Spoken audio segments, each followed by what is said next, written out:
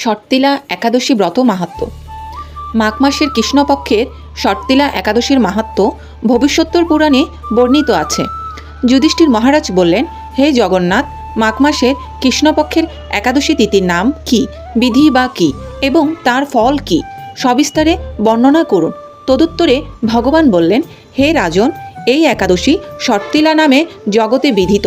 একসময় দালব্য ঋষি মুনিশ্রেষ্ঠ পুলস্তকে জিজ্ঞাসা করেন, মর্তলোকে মানুষেরা ব্রহ্মহত্যা, গোহত্যা, অন্যের সম্পদ হরণ আদি পাপকর্ম দ্বারা নরকে গমন করে।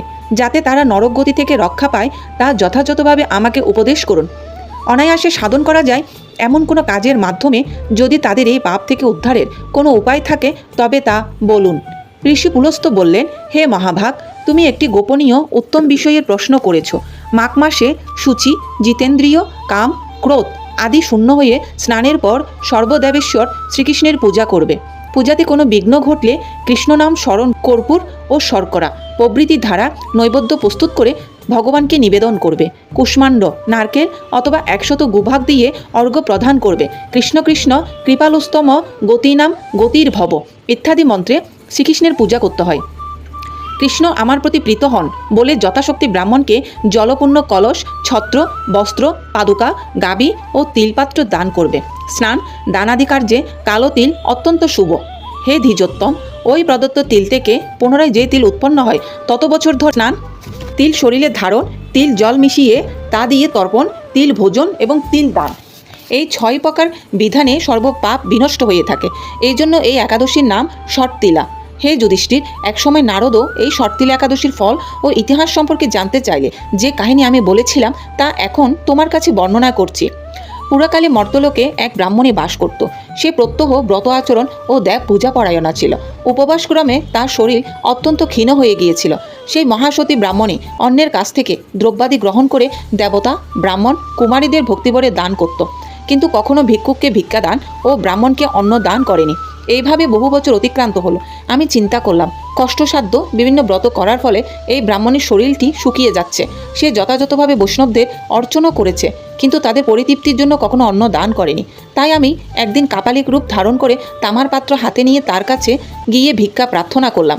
ব্রাহ্মণী বলল, হে ব্রাহ্মণ, তুমি কোথা থেকে এসেছো, কোথায় যাবে তা আমাকে বলো।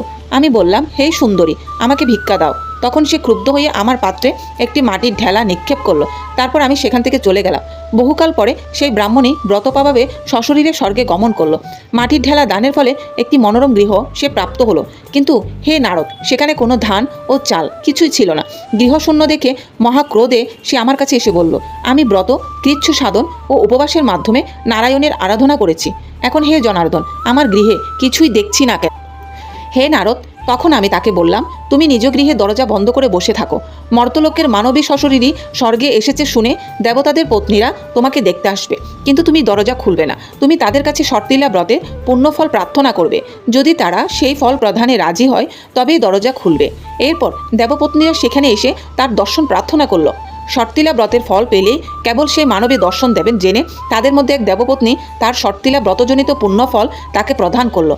তখন সেই ব্রাহ্মণী দিব্যকান্তি বিশিষ্টা হলো এবং তার গৃহ ধনধান্যে ভরে গেল। দ্বার উদ্ঘাটন করলে দেবপত্নীরা তাকে দর্শন করে বিস্মিত হলেন। হে নারদ, অতিরিক্ত বিষয় বাসনা করা উচিত নয়। বিত্তস্বার্থ অকর্তব্য। নিজ সাধ্যমতো তিল, বস্ত্র ও অন্ন দান করবে। শর্তিলা ব্রতের প্রভাবে দারিদ্রতা, শারীরিক কষ্ট, দুর্ভাগ্য প্রভৃতি বিনষ্ট হয়। এই বিধি অনুসারে তিলদান করলে মানুষ অনায়াসে সমস্ত পাপ থেকে মুক্ত হয়। জয় শর্তিলা একাদশীর জয়।